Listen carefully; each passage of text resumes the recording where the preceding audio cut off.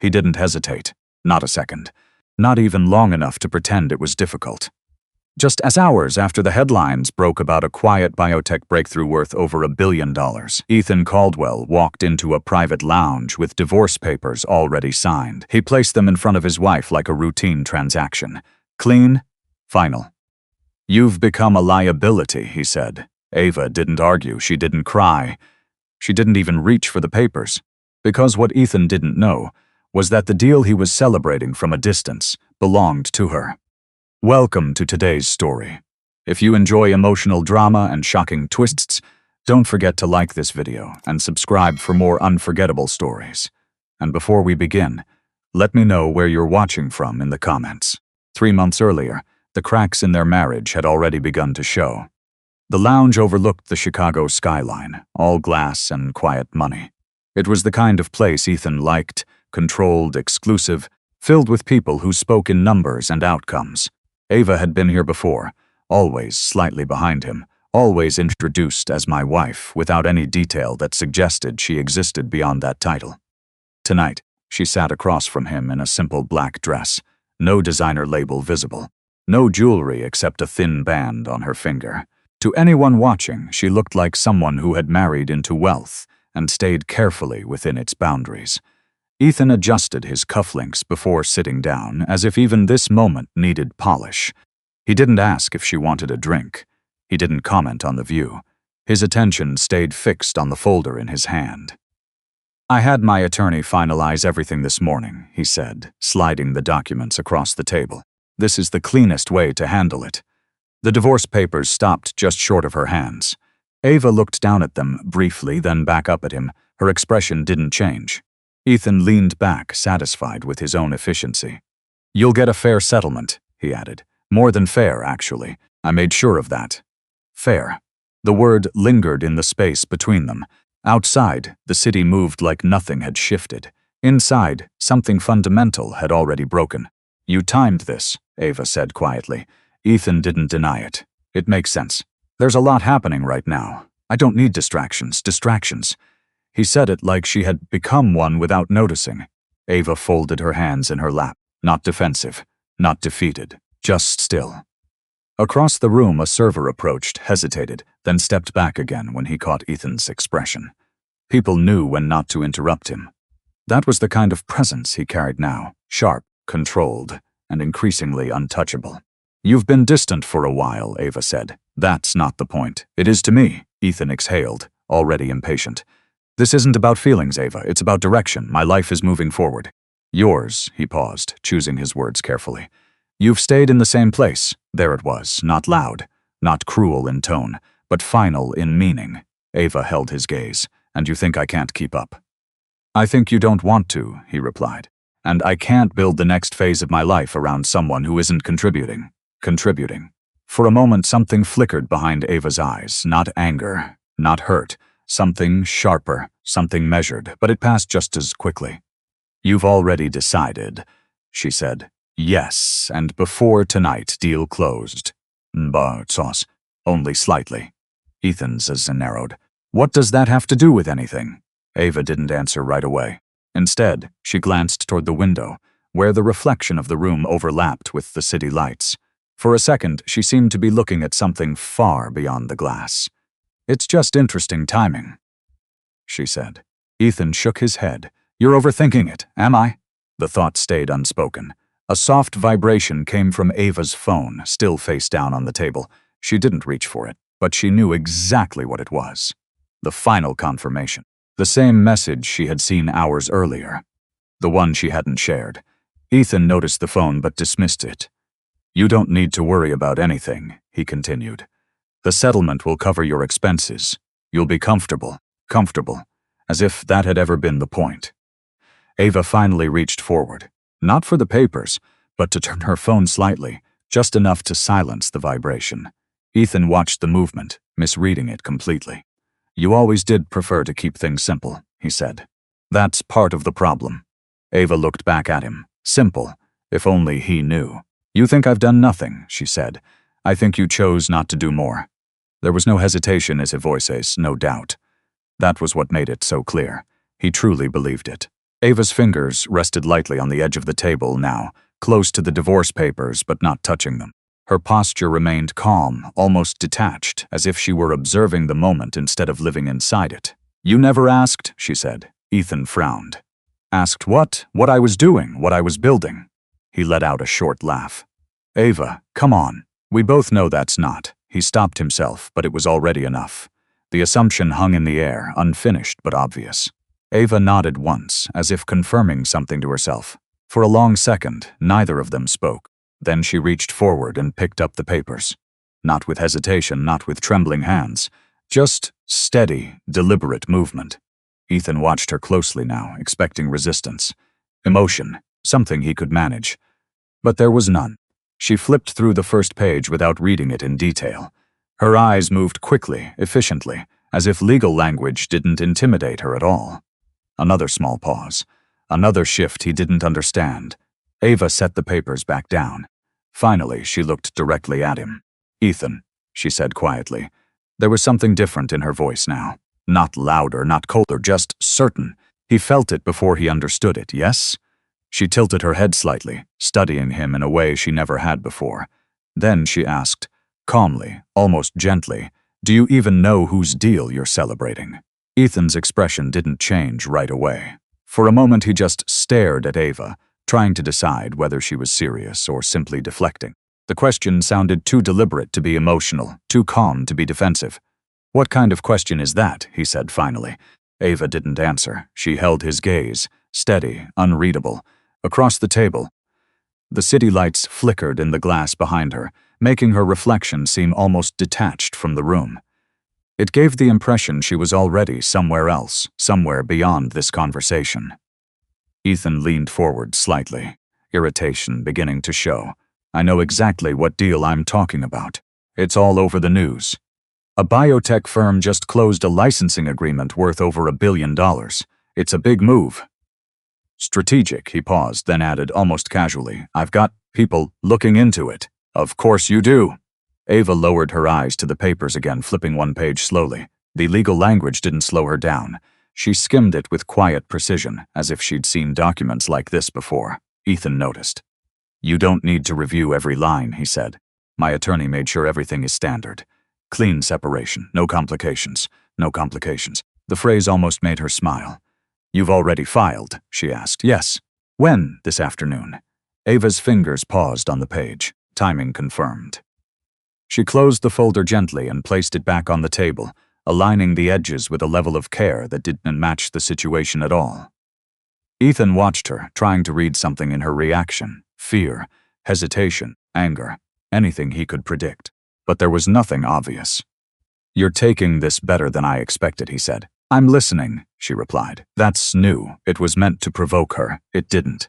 Instead, Ava leaned back slightly in her chair, creating just enough distance between them to shift the balance without making it obvious. "You said you don't need distractions," she said. "So this is efficiency." "Yes. And you're sure this won't complicate anything for you?" Ethan frowned. Why would it? Ava met his eyes again. "Just making sure." For a brief second, something in her tone made him hesitate, but he dismissed it. "You're not in a position to complicate anything," he said. That's the point. There it was again. The certainty. The assumption that she existed within limits he had already defined. Ava nodded once, as if accepting the statement at face value. Her phone vibrated again. This time, Ethan glanced at it more directly. "You might want to get that. I know what it is. Important?"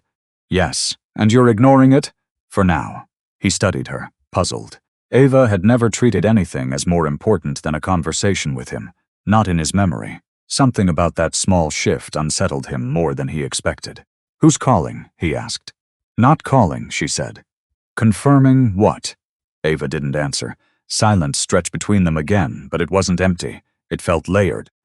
Like there were things happening just beneath the surface that Ethan couldn't quite see. He didn't like that feeling. He reached for his glass, took a sip, then set it down harder than necessary. "Look, Ava, we don't need to drag this out. Sign the papers, take the settlement, and move on. That's the cleanest outcome for both of us. Clean. Simple. Controlled. Everything he believed this situation to be. Ava's gaze shifted briefly toward the far end of the lounge. A man in a tailored suit stood near the entrance, speaking quietly to the hostess. His posture was formal, composed, someone used to operating in high-level environments. For a moment his eyes flicked toward Ava, and then, almost imperceptibly, he nodded. Not to Ethan. To her, Ava didn't react, not outwardly. But she noticed. Ethan didn't. He was still focused on the outcome he had already decided. "You're quiet," he said. "That usually means you're overthinking." "Or understanding," she replied. "That's not what this is." "No?" "No." His tone sharpened slightly. "You're trying to find a way to make this mean something it doesn't. It's not personal, Ava. It's practical. Not personal." Ava let the words settle. "You replaced me before this conversation," she said. Ethan didn't flinch. "I moved on. With her." "Yes. And you're certain that's not personal?" He exhaled slowly. "We're not doing this. We already are." For the first time, there was a hint of pressure in the room that didn't belong entirely to Ethan. Ava reached for her phone. She turned it over. The screen lit up. Ethan's eyes dropped to it without meaning to. Just a glance. But it was enough to catch a single line at the top of the email preview. Executed. Final signatures received. He didn't register the significance. Not fully. Just another business message. Another transaction. "That's your confirmation?" he asked. "Yes." "Of what?" Ava locked the screen again. "Something you'll hear about soon," she said. Ethan leaned back, folding his arms. "Everything worth hearing about, I already know." Ava held his gaze, not challenging, not defensive. "Certain, that's what you think," she said quietly. The man near the entrance began walking toward them now, not hurried, not hesitant, just direct. Ethan noticed the movement and glanced over his shoulder, mildly annoyed at the interruption. "Do you know him?" he asked. Ava didn't answer right away. Her attention followed the man as he approached, step by step, measured, purposeful. When he stopped beside their table, he didn't look at Ethan. "Ms. Ava," he said respectfully, his voice low but clear. "Your presence is requested. They're ready for you upstairs." Ethan turned back sharply. "They?" he repeated. The man didn't respond to him. His focus stayed on Ava, waiting. Ava looked at the divorce papers one last time. Then she closed the folder and slid it back across the table toward Ethan. "I'll review these later," she said. Ethan's irritation spiked. "You're not going anywhere until we finish this." Ava stood calm. "Unrushed. You already finished it," she replied. "That's not how this works." She picked up her phone, her bag, finally looked at him again. This time, there was no softness left in her expression, only clarity. "You said you don't need distractions," she said, "so don't create one." Ethan opened his mouth to respond, but the man beside her spoke first. "Mr. Caldwell," he said evenly, "this meeting cannot proceed without her." Ethan froze. "Meeting? What meeting?" he demanded. The man met his eyes for the first time. A brief pause, then quietly, "The one about the deal." Ethan didn't move. For a second, he thought he had misheard, or worse, been deliberately excluded from something that should have involved him. "The one about the deal," he repeated slowly, his voice tightening. The man didn't elaborate. He simply stood there, composed, waiting for Ava. Ava didn't rush. She adjusted the strap of her bag, glanced once at her phone, then stepped away from the table. Ethan stood abruptly, his chair scraping against the floor. "Hold on, what deal are you talking about?" No one answered him. That was the part that unsettled him the most, not the interruption, not the timing, the silence. Ava walked past him without brushing against his shoulder, but close enough that he could feel the distance she had chosen.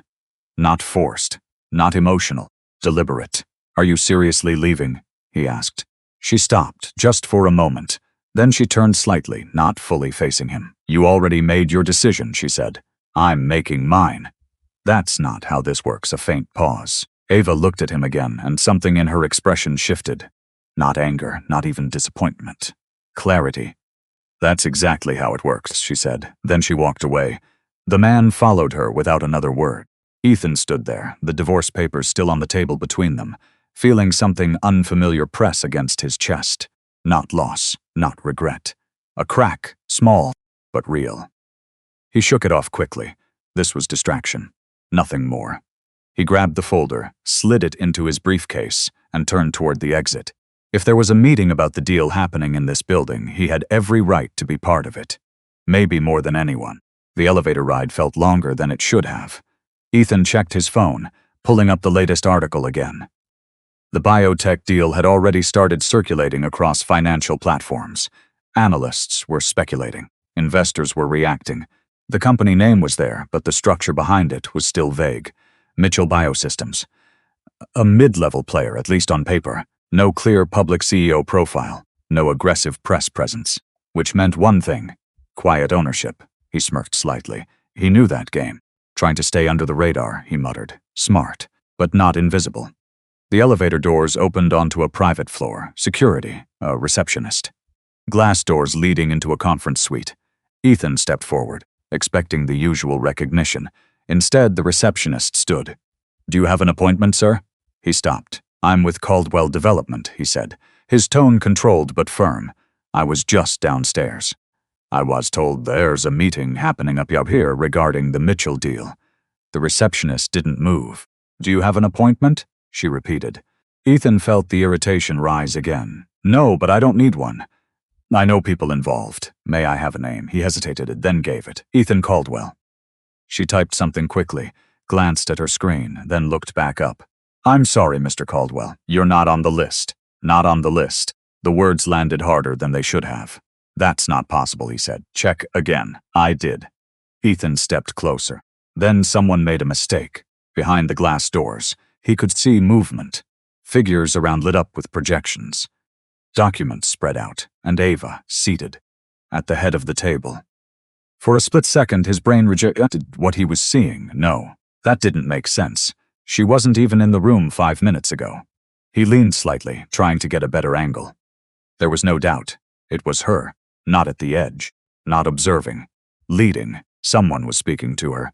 Not over her, not around her, to her, and when they finished, they waited for her response. Ethan shifted. "What is she doing in there?" he asked, his voice lower now, sharper. The receptionist didn't look surprised. "That's a private meeting, sir, I can see that. Then you understand why I can't grant access." Ethan exhaled slowly, forcing himself back into control. "Listen, that woman in there is my wife." The receptionist paused, just slightly. Then she nodded once, understood, and she is authorized to be there. The implication hung between them. "And you're not." Ethan's jaw tightened. He glanced back through the glass again. Ava was speaking now, calm, focused, precise. The screen behind her displayed figures, projections, timelines, valuation models. She moved through them without hesitation, pointing to specific sections, asking questions, directing the conversation.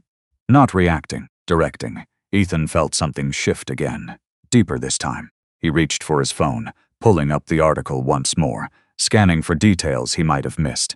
Ownership structure, board members, legal representatives, still incomplete, still unclear.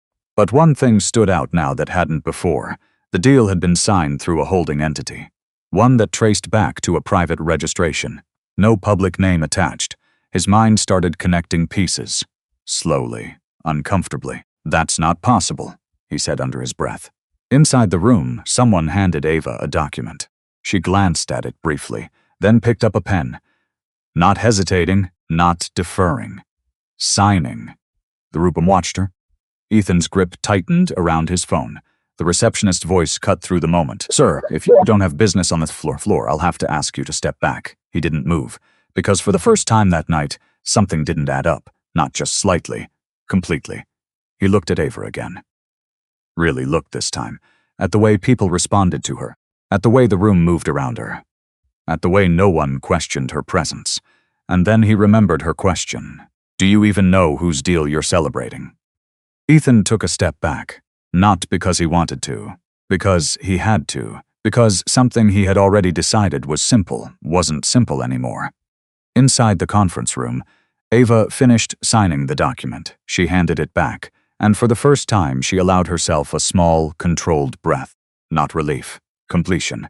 Then she looked toward the glass, toward him. Their eyes met. No panic, no surprise, just acknowledgement. And then, without breaking eye contact, she said something to the room. The door behind the receptionist clicked, unlocked. The receptionist turned, startled. Ethan didn't wait. He stepped forward. And the moment his hand touched the glass, his phone rang. Unknown number. He almost ignored it. But something told him not to, he answered. "Mr. Caldwell," a calm voice said on the other end. "This is Catherine Oakes, legal counsel." I believe you just filed for divorce. Ethan's eyes stayed locked on Ava. Yes, he said slowly. A pause. Then we need to discuss the prenup you signed. Ethan didn't respond right away. His grip tightened slightly around his phone as Catherine Oakes settled into silence on the line, calm, precise, and entirely unaffected by the confusion unfolding on his side of the glass. What about it? He said finally, forcing his voice back under control. On the other end, there was a brief pause. Not hesitation, more like confirmation. I'd prefer to discuss this in person, Catherine said. But given the timing of your filing, it's important you understand the implications immediately. Ethan glanced through the glass again. Ava was still seated at the head of the table. Someone had just handed her another document. She reviewed it quickly, then spoke. Short, direct, confident. The room responded. Not questioned, responded. Ethan turned away from the glass. I'm listening, he said. Good, Catherine replied. Because the prenup you signed 8 years ago contains a clause that may significantly affect your financial position depending on when you initiated divorce proceedings. Ethan's jaw tightened. I'm aware of the prenup. It protects my assets. Another pause. Mr. Caldwell, Catherine said evenly, it protects both parties. That landed differently. Ethan didn't answer. You're referring to standard asset separation, he said instead. Premarital holdings, independent earnings. I've already had that reviewed. Then you should also be aware of Section 12, C, silence. Ethan frowned slightly. Remind me, Catherine didn't rush. Any major financial transaction executed by either party as exceeding $100 million activates a 60-day protected period. During that time, if the other party files for divorce, they may be subject to a penalty clause. Ethan's eyes narrowed. What kind of penalty? A forfeiture percentage, she said. Calculated based on total net personal worth at the time of filing.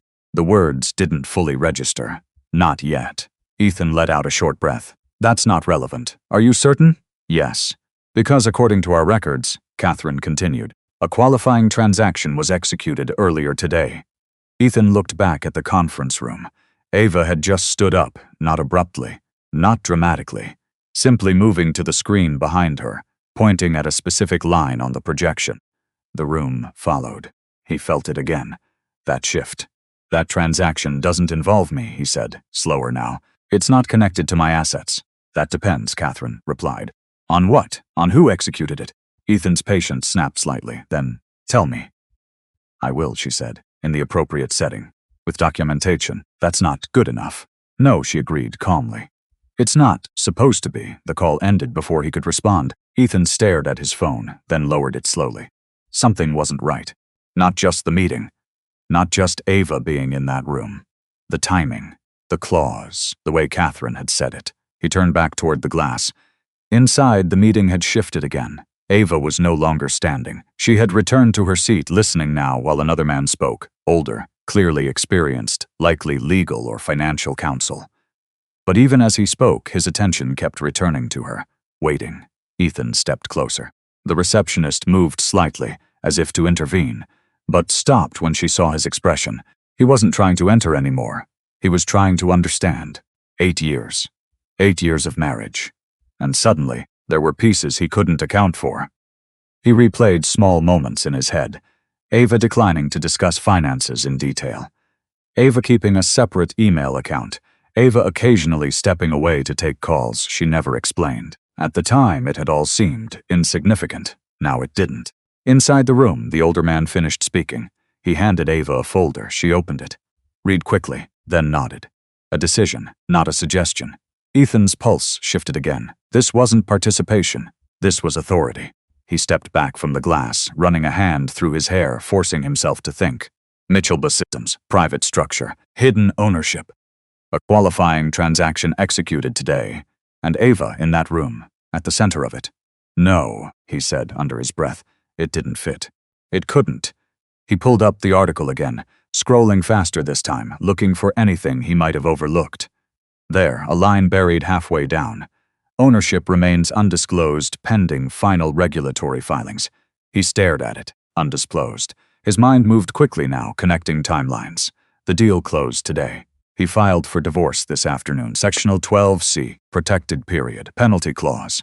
A cold realization began to form, not fully, not clearly, but enough to create pressure, enough to make him uncomfortable. Inside the room, Ava looked up again. This time, not at the screen, at him through the glass. No surprise, no urgency, just awareness, as if she had expected this exact moment. Ethan felt something tighten in his chest. "You knew," he said quietly, though she couldn't hear him. Or maybe she didn't need to. The door beside the receptionist opened fully now. Someone inside had authorized it. Not the receptionist, not security. Someone inside. Ethan hesitated. For the first time that night. Not because he didn't want answers. Because he wasn't sure he wanted the ones waiting on the other side. Behind him, his phone buzzed again. A message this time. From his own attorney. He opened it. 3 lines. Urgent. "Ethan, call me immediately. We need to review the prenup. There's a clause you may have overlooked." He read it once, then again, then slowly lifted his head. The door was still open, the room still active, Ava still at the center of it. And for the first time since he walked into that lounge, Ethan Caldwell wasn't sure he was in control of anything anymore. He stepped forward. Not confidently. Not carefully, but because standing still wasn't an option. And the moment he crossed the threshold, the man at the far end of the table spoke without looking up. "Good," he said. "Now that everyone's here, we can confirm the final ownership structure." Then he turned the document toward Ethan and said one name, Ava Caldwell. The room went quiet in a way that didn't feel natural, not polite silence, not professional pause, something heavier. Ethan didn't react immediately. His brain caught the words, but they didn't settle into meaning. Not fully, not yet. Ava Caldwell. The name still echoed faintly in the air, but it didn't match what he thought he knew. He let out a short breath, almost a laugh. That's not right. No one corrected him. That was worse. He stepped further into the room, eyes moving from one face to another. Senior executives, legal counsel, analysts, people who didn't waste time on confusion. None of them looked confused. They looked aligned. Ava didn't rush to speak. She remained seated, hands resting lightly on the table, posture relaxed but composed. Like she had already anticipated this moment and allowed it to unfold exactly as it needed to. Ethan turned to the man who had spoken. "You've made a mistake." The man met his gaze without hesitation. "No, Mr. Caldwell, we haven't. That's my wife," Ethan said, pointing toward it. "She's not." He stopped himself. Not what? He didn't even know how to finish the sentence because the room already had an answer. Ava finally stood, slowly. Not to confront him, not to correct him, just to move into position. "I think we should continue," she said calmly, addressing the room. "Not Ethan? We're already behind schedule." The man beside her nodded. "Of course." And just like that, the meeting resumes and, not paused, not disrupted, resumed. Ethan stood there, suddenly irrelevant inside a room he had assumed he belonged in. "That's not how this works," he said louder now. This time, Ava turned to him, not sharply, not emotionally, directly. "How do you think it works?" she asked. The question landed harder than anything else. Ethan felt the shift again, this time unmistakable. He wasn't leading this conversation. He wasn't even part of it. "You don't just walk into something like this, and I didn't walk into it," she said. Her voice was calm, controlled, but it carried weight now, enough to cut through the room without force. "I built it." The words didn't echo. They settled. Ethan stared at her, searching for something familiar in her face, something he recognized, something that fit the version of Ava he had carried for years. He didn't find it. "You're not serious," he said. Ava held his gaze. "I've never been more serious." Behind her, one of the analysts cleared his throat quietly. "We can confirm that Mitchell Biosystems is majority-owned through a private holding entity registered under Ms. Caldwell's maiden name." Ethan didn't look at him. He didn't want more information. Not yet. Because each piece made it harder to deny what was forming. "No," he said again, quieter now. "That doesn't make sense." "It doesn't have to," Ava replied. "It just has to be true." There was no aggression in her tone. That was what made it worse. No anger, no attempt to prove anything, just fact. Ethan shook his head slightly, as if that might push the reality away. You don't even." He stopped again. Because every argument he tried to form relied on assumptions he had never questioned. Ava stepped closer to the table, placing one hand lightly on the edge. Not for support, for presence. "You never asked," she said. The same words from earlier. But here, in this room, They carried something else. Context. You made your conclusions and she continued. You decided what I was worth, what I could do, what I couldn't. Ethan's jaw tightened. Because you never showed anything different. Ava nodded once. That was the point. Silence again. Now it felt different. Not confusion. Recognition. Ethan let out a slow breath, forcing himself to regain control. So what? This is some kind of performance? You kept all of this hidden for what? To prove something? No. Then what? Ava didn't answer immediately. She looked around the room instead. At the people who had worked with her, trusted her, followed her direction without hesitation. Then, back at Ethan. To protect it, she said. From me? He asked. From anyone who thought access meant ownership. The words hit clean. No exaggeration. No drama. Just truth. Ethan felt it settle, heavier than anything else she had said. Because, for the first time, something connected. Not fully, but enough. The distance, separate accounts, the quiet calls, the lack of explanation. It hadn't been absence, it had been control. You hid everything, he said. I separated everything, she corrected. There's a difference. Ethan let out a short, humorless breath. That's convenient. Ava didn't react to that either. Instead, she reached for the folder in front of her and opened it, flipping to a specific page. Let's stay on track, she said to the room. We still need final confirmation before the filings are submitted. The meeting shifted again, just like that, as if Ethan's presence was secondary, as if his understanding didn't matter. Because it didn't. That realization landed harder than the reveal itself. Ethan stepped back slightly, his eyes moving from Ava to the documents, to the people, to the screens filled with data he suddenly couldn't interpret the same way. Everything had changed. Or maybe nothing had. Maybe this had always been there, he just hadn't seen it. His phone buzzed again in his hand. This time, he didn't ignore it. He opened the message from his attorney, a longer follow-up now, detailed, urgent. Ethan, we need to talk immediately. The prenup includes a triggered penalty clause tied to major financial transactions. Based on timings, this could expose you to significant liability. Do not proceed without review. His eyes froze on one line. Triggered. He looked up slowly. Back at Ava, she hadn't looked at him again, not since the truth had settled in the room, because she didn't need to. Ethan's grip tightened around his phone. You knew, he said quietly. Ava didn't respond, not with words. But her silence wasn't denial. It was confirmation. And for the first time since he walked into that lounge, Ethan understood something clearly. He hadn't just underestimated her. He had walked himself into something he didn't understand. And now, he might not be able to walk out. His phone rang again. This time, it was Catherine Oakes. He stared at the screen for half a second, then answered. Yes, Mr. Caldwell, she said, calm as ever. I believe you're now in the room. Ethan didn't look away from Ava. Yes, good, she replied. Then you should ask them to show you the timeline. A pause. What timeline? He asked. On the other end, her voice didn't change. The one that proves you aren't for divorce within the penalty window. Ethan didn't speak. For once, there was nothing immediate to say. No confident response. No way to reshape the situation into something that made sense under his control. The penalty window, he repeated slowly. The words from Catherine still echoing in his ear. Across the table, a man in a dark suit tapped the screen and the display shifted. A timeline appeared. Clean, precise, documented. A vertical line down the center. Time-stamped events on both sides. Ethan's eyes locked onto it instinctively. Left column, transaction. Right column, filing. The room went quiet again, but this time it felt deliberate, like everyone already knew what the timeline showed, and were waiting for him to catch up. Let's walk through this clearly, the man said, his tone neutral but firm. At 9:42 a.m., the licensing agreement was executed. Full signatures received. Legal confirmation issued. Ethan's chest tightened. He didn't move. At 2:17 p.m., the man continued, divorce proceedings were filed by Mr. Ethan Caldwell, verified and time-stamped. The numbers sat there, simple, unavoidable.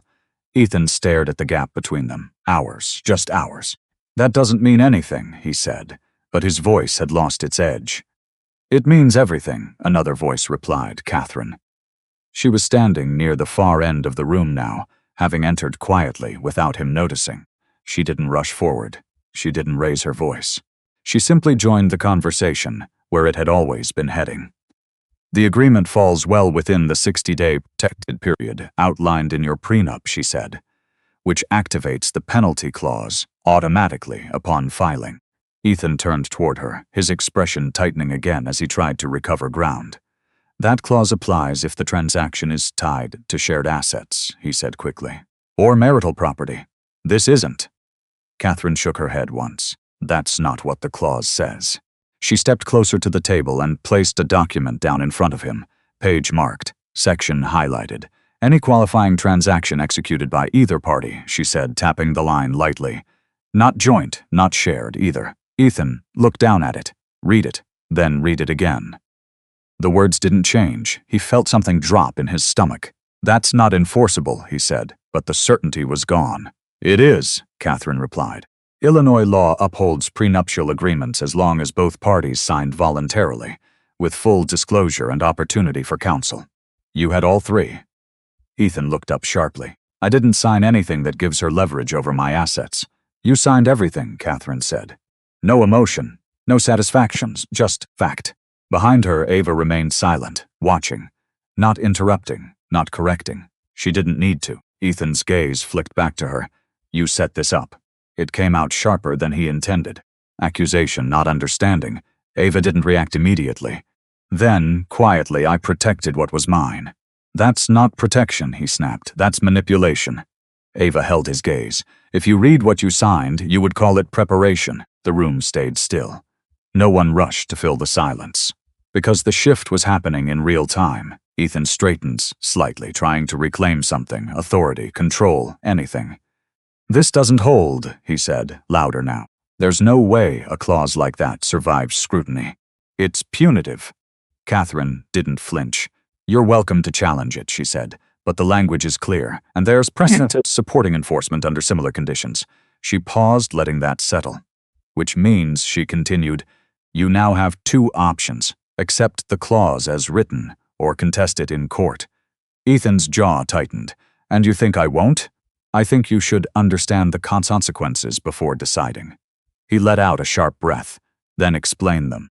Catherine nodded slightly, as if she had expected that answer. If you accept the clause, the calculation is straightforward. A percentage of your total net worth, as defined at the time of filing. Ethan's eyes narrowed. What percentage? 40. The word landed harder than anything else so far, not dramatic, not loud, just final. Ethan stared at her. That's absurd. It's documented. That's half my portfolio. Not half, she corrected. 40%. That's the same thing. No, she said, calmly. It isn't. The distinction didn't matter. Not in the way it felt. Ethan ran a hand through his hair again, pacing a half step before stopping himself. This is a bluff, he said. It has to be. Ava finally moved. Just one step forward. Not aggressive, but enough to shift the room's focus back to her. It isn't, she said. Her voice didn't rise. It didn't need to. Ethan looked at her, searching again for something familiar, something he could use. You expect me to believe you built all of this quietly, just to wait for this moment? He asked. No, then what? Ava met his eyes. I built it because it mattered. The answer didn't help him. It made it worse. Because it wasn't about him. It never had been. Ethan exhaled slowly, forcing himself to think past the shock. Fine, he said. Let's say this clause exists. Let's say it's enforceable. You still have to prove the transaction qualifies. Catherine didn't respond. She simply looked toward the screen. Then nodded once. A file appeared on the display. Official, stamped, time-coded licensing agreement, the analyst said. Value exceeds $1 billion. Payment structure confirmed. Initial disbursement verified. Ethan didn't look at the details. He didn't need to, because for the first time, the scale of it was clear. Not speculation, not headlines, real, and tied directly to Ava. He felt it settle fully now, not confusion, not doubt, reality. His phone buzzed again in his hand, another message from his attorney, short this time, urgent. Ethan, do not sign anything. Do not agree to anything. We need to assess exposure immediately. He stared at the screen, then slowly looked back up, at Ava, at the room, at the timeline still displayed behind them. You knew exactly where to file, he said. It wasn't a question. Ava didn't answer. But her silence wasn't defensive, it was steady, controlled. Ethan let out a breath he didn't realize he'd been holding. Then, for the first time, he understood the real problem, not the clause, not the deal, the timing. He hadn't just filed for divorce, he had done it at the worst pursuit. And now, that moment had a cost. He looked at Catherine, then back at Ava. "What happens if I don't accept?" he asked. Catherine didn't hesitate. "Then we proceed to court." A pause, and everything becomes public. The word public didn't need to be explained. It sat there in the room like a pressure point, invisible but heavy enough to shift everything. Ethan felt it immediately. Not just the financial risk, not just the clause. Exposure. His business. His investors. His reputation. Everything he had built relied on perception just as much as performance. "And what exactly becomes public?" he asked, his voice lower now, measured. Catherine didn't hesitate. The filing timeline. The clause. The triggered penalty. And any relevant context tied to the dissolution of the marriage. Relevant context. Ethan's jaw tightened. "That's vague." "It's flexible," she corrected. That was worse. He glanced around the room. No one looked surprised. No one looked concerned. They were watching him now, not as a partner, not as an equal, but as a variable, something to be calculated. He hated that. "You're using leverage," he said, looking at Ava again. "This isn't about the clause. This is about control." Ava met his gaze without flinching. "It's about consequences, for filing for divorce, for how you chose to do it." The distinction landed, not the decision, the timing, the way. Ethan let out a short breath, shaking his head slightly. "Don't rewrite this. You wanted distance. You kept everything separate. Now you're acting like—" "I never acted like anything," Ava said. Her voice didn't rise, but it cut through him cleanly. "I was consistent." Ethan stared at her. "You were invisible." A small pause. "Then no," she said quietly. "You just stopped looking." The room stayed still. No one interrupted. Because for the first time, the conversation wasn't about contracts or clauses. It was about something simpler and harder to argue with. Ethan looked away first. He moved back toward the table, placing his phone down harder than necessary, grounding himself in something physical. "Fine," he said. "Let's assume everything you're saying holds. Let's assume I'm inside this penalty window." He glanced at Catherine. "You said 40%, yes. Based on net worth at time of filing, yes." Ethan nodded once, slow, calculating. "And you've already assessed that?" Catherine didn't answer. Instead, she looked toward another man seated near the far end. The man slid a folder forward. Thick, organized, prepared. Ethan didn't touch it immediately. He just stared at it, because preparation like that didn't happen overnight. This had been anticipated. Planned for. He picked it up, opened it. The first page was clean. Summary. Assets listed. Valuations attached. Real estate holdings, equity positions, private investments, everything. Documented. Ethan flipped through faster, his expression tightening with each page. "This isn't accurate," he said. "It's independently verified," the analyst replied. "Cross-reference through public filings and private disclosures where applicable." Ethan looked up sharply. "You don't have access to private disclosures." Ava spoke before anyone else could. "I do. 2 words. Simple. Final." Ethan's grip on the folder tightened. He flipped to the last page. The number was there. Total net worth. And beneath it, 40%. Calclear, no rounding, no ambiguity. He stared at it longer than he meant to, because now it wasn't abstract. It wasn't a clause. It wasn't a possibility. It was a number, a real one. "You're asking for this," he said, looking back at Ava. "No," she replied. "You triggered it." "That's not the same thing." "It is." Silence again. But this time it wasn't tense. It was settled. Ethan exhaled slowly, setting the folder down. "You think I'm just going to accept this?" he asked. "I think you'll decide based on what it costs you to fight it," Ava said. "Not what it costs you. What it costs you to fight. Different." Ethan let that sit, then gave a short, humorless laugh. "You really thought this through." Ava didn't respond. Because she didn't need to, that much was obvious. Ethan straightened slightly, forcing himself back into familiar territory. Strategy. Positionings. Risk. "If I contest this," he said, "we go to court, which means discovering full financial disclosure on both sides." "Yes. You're comfortable with that?" Ava didn't hesitate. Yes. That answer landed harder than anything else because it removed his leverage. Completely. Ethan's eyes narrowed.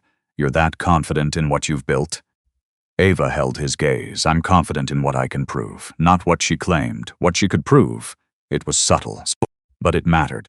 Ethan looked away again, pacing once this time, slower, more controlled. He was losing ground, not just legally. Structurally, every option he considered had already been anticipated. Every angle had been accounted for, except one. He stopped, turned back. "What about reputational damage?" he asked. "You really want this public? You think it doesn't affect you?" Ava's expression didn't change. "It affects everyone," she said. "Then why risk it?" A brief pause. Then, "Because I'm not the one who needs it hidden."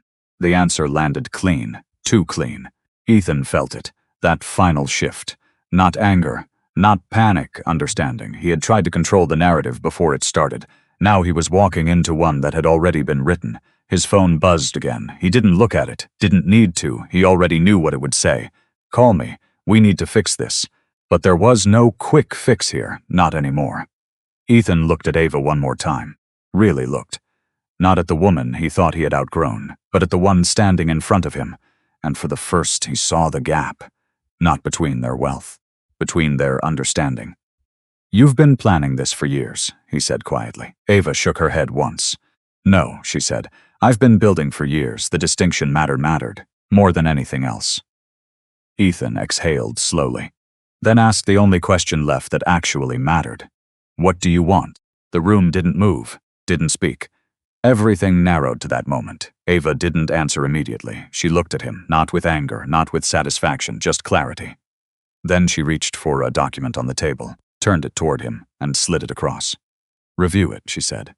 Ethan looked down. Different from the divorce papers, different from the prenup. This one was structured, deliberate. A proposal. He didn't touch it, not yet. "What is this?" he asked. Ava met his eyes. "My terms." Ethan didn't touch the document right away.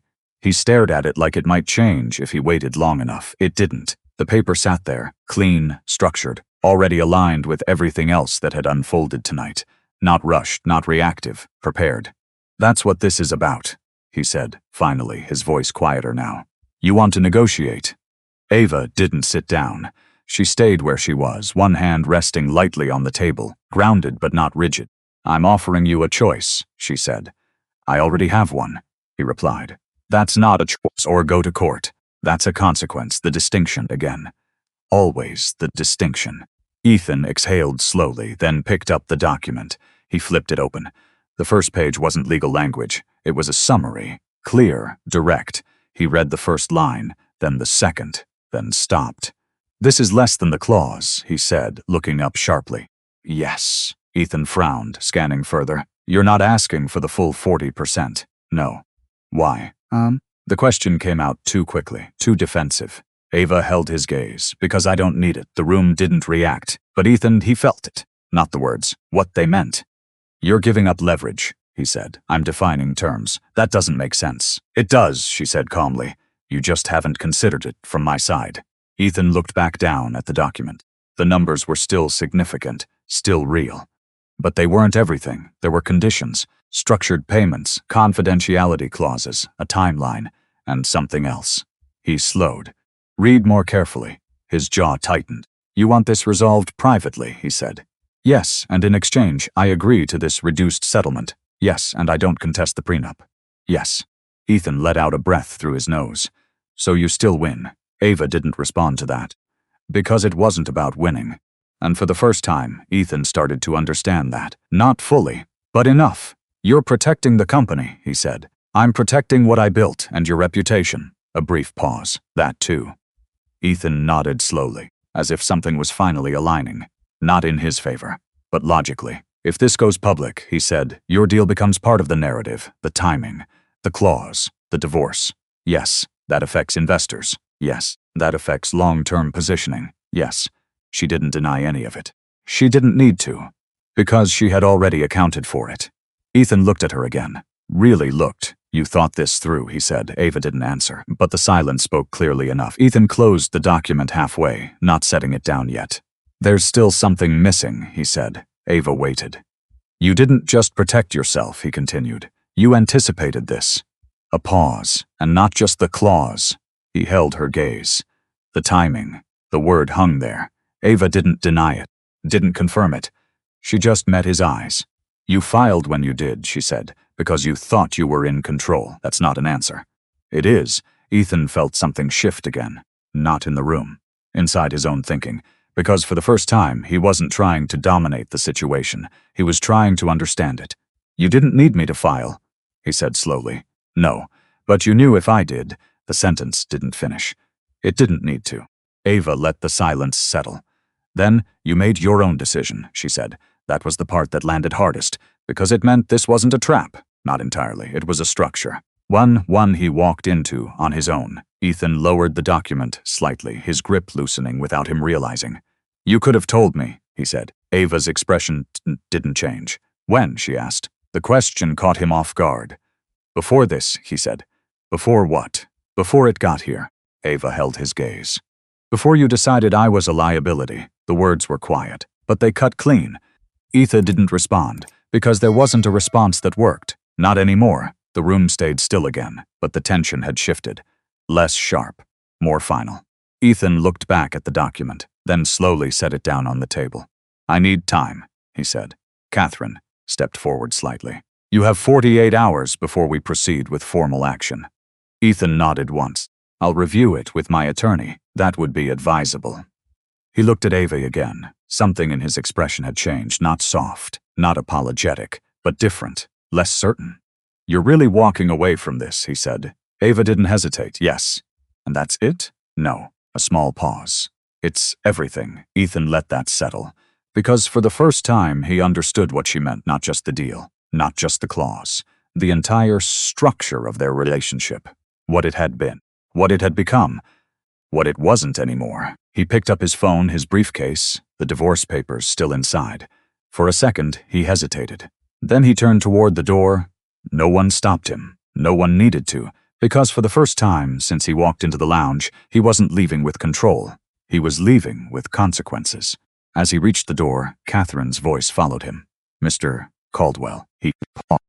Didn't turn. "There's one more thing you should be aware of." That made him look back. Catherine met his eyes. The initial payment from the licensing agreement cleared this morning. A brief pause. 400 million. The number hit differently now. Not abstract, not distant, real, immediate. Ethan's grip tightened slightly on the door handle. "And the remainder?" he asked. Catherine's expression didn't change, structured over the next 20 years. Ethan nodded once, then opened the door. But before he stepped out, Ava spoke. "Ethan." He stopped, turned back. Not fully. Just enough. Ava held his gaze. "Calm, steady. Don't underestimate the cost of dragging this out," she said. "No threat, no emotion, just clarity." Ethan studied her for a second longer, then gave a small, almost imperceptible nod. Not agreement, acknowledgement, and then he left. The door closed behind him with a soft final sound. Inside the room, no one spoke for a moment, then Ava turned back to the table. "Continue," she said. The meeting resumed. But outside, Ethan stood still in the hallway longer than he expected, because for the first time in years, he wasn't thinking about how to win. He was thinking about how much he was about to lose. His phone buzzed again. This time, he didn't hesitate. He opened it. A notification from a financial news outlet. Breaking update. Mitchell Biosystems reveals majority owner following $1 deal. Ethan's eyes moved to the next line and stopped, because the article had just gone live. And for the first time, the name wasn't hidden anymore. The news broke before the 48 hours were over. By morning, every major financial outlet had picked it up. The deal, the valuation, the ownership structure that had stayed hidden for years was now public record. Ava Caldwell, founder, majority shareholder, architect of a billion-dollar breakthrough. Ethan saw it everywhere, on his phone, on his office screens, in the way people looked at him when he walked into rooms that used to feel familiar, not with admiration, with calculation. The story wasn't just about the deal. It was about timing, about the divorce filing that came hours after, about the clause, about the cost. Investors started asking questions, quietly at first, then more directly. His partners wanted clarity. His legal team wanted strategy. Everyone wanted to know the same thing. How exposed was he? Ethan didn't answer right away. Because for once, the answer wasn't something he could shape. It was already written. The meeting happened 3 days later. Not in a courtroom, not yet. A private conference room, neutral ground, lawyers on both sides, documents stacked neatly between them. Ava arrived on time. She didn't bring an entourage. Just Catherine and a folder she didn't even open. Ethan was already there. He looked different. Not weaker, but stripped of something. Certainty. He stood when she entered, out of habit more than intention, then hesitated, unsure whether to speak first. Ava took her seat, calm, composed, finished with waiting.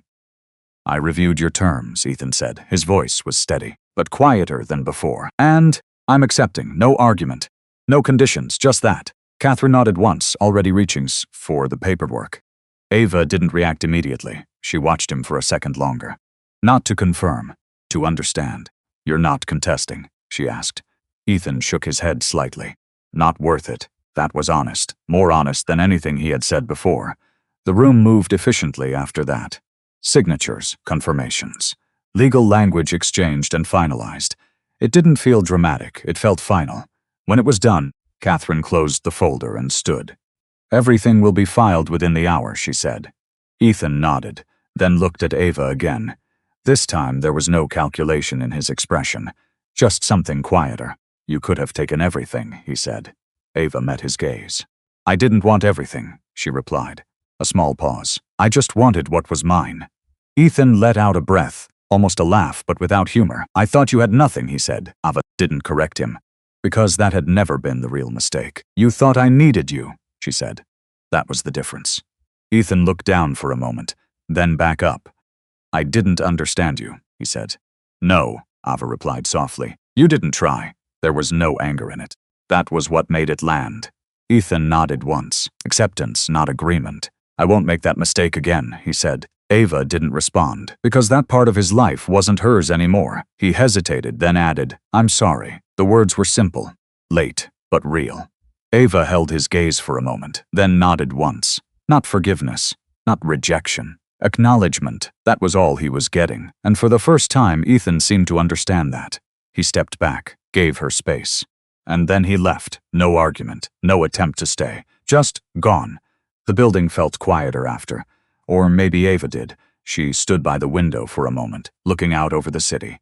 The same skyline, the same movement, but everything had shifted for her. Not the deal. Not the company. Something else. Weight.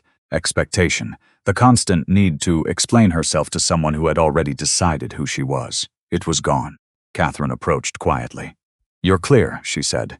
"Everything's finalized." Ava nodded. "That's it? That's it. No more negotiations. No more clauses. No more being measured against someone else's expectations. Just forward." Ava picked up her bag, paused once at the door, not to look back, just to breathe. Then she walked out. Weeks later, the headlines moved on. They always did.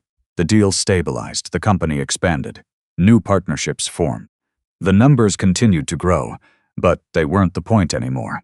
Ava redirected part of the initial payment into a research foundation. Quietly. No press release, no branding campaign, just work that mattered. People noticed anyway, they always did. But she didn't build for recognition. She never had. Ethan saw her name again months later, not in a business report, in an interview. Short, controlled, focused on the work. He read it once, then again, looking for something he had missed. Not the numbers, the persons. He didn't find anything new, just confirmation of what had always been there. He closed the article, and for the first time, he didn't feel anger, just clarity. He hadn't lost her because she changed. He lost her because he never understood her to begin with. Ava didn't think about him much after that, not because it didn't matter, because it didn't need to anymore. She had her work, her decisions, her life, her own terms, and that was enough. She stepped out of the building one evening, the city quiet in a way that felt earned, not empty. No noise in her head, no unfinished conversations. Just forward. She didn't look back, because the most expensive mistake Ethan ever made was thinking she had nothing to lose. If you've ever seen someone underestimate you, would you walk away like Ava did, or would you fight harder to prove them wrong?